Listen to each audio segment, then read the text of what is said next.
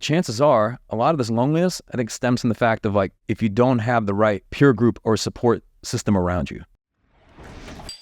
So sometimes, when I hear people say, oh, I want to spend more time with my friends, and then they do, and then they find they don't have anything in common with their friends anymore because their head is all up in the business and they're thinking about, strategy and culture and leadership, and their friends are interested in, getting a little, I don't know, whatever that award was at Taco Mac or Buffalo Wild Wings if you drink all the different beers. And so maybe it's just more of a question of like, maybe you need to upgrade your peer group to people that, you have a little bit more in common with. And that's normal, right? People change, interests evolve, that sort of thing. And it doesn't always have to be all business.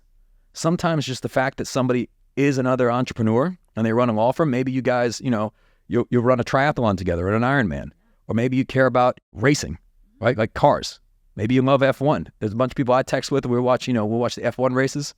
And again, we're not talking about business. We're talking about F1. Somehow then comes back to a business conversation saying like, hey, the difference between the person in first place and the person in 20th place was like a second or 2 seconds. And you're like, look at that level, right? Like but even so, it's like we have that level of mutual respect where you're like, okay, this is a person who's also been to war and back.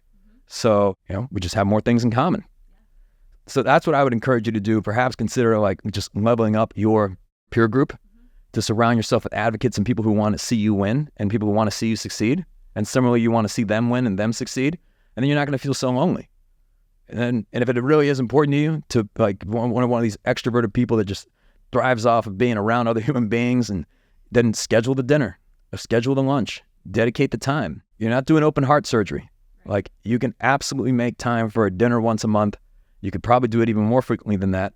I mean, yes, you are building a business, and again, it doesn't even have to be a dinner. Maybe you just have, a weekly call you do with someone. Maybe, some people we just send memes to each other. We just text each other memes. It's just hilarious.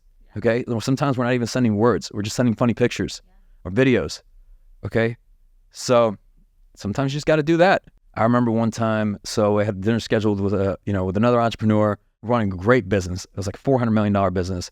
And we had this dinner scheduled like a month out, and the week was approaching. It was going to be on a Friday night, and I remember that Friday morning, I was like, man, I had a lot going on, and I messaged him, hey man, I know we had this dinner planned, and he's like, let me stop you right there.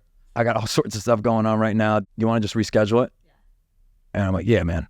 He's like, that's a huge relief. Right. And they were sending funny memes to each other for the rest of the night. All right, so it's all good. They understand. They're not going to give you a hard time because you're taking care of business or you're executing or you're leveling up. They're happy for you, right? The steak can wait. They'll come out and help you. They'll come out and support you. That's the way I look at it. It doesn't have to be lonely. People say it's lonely at the top. I think you're going about it the wrong way. That's only if you're trying to do everything on your own.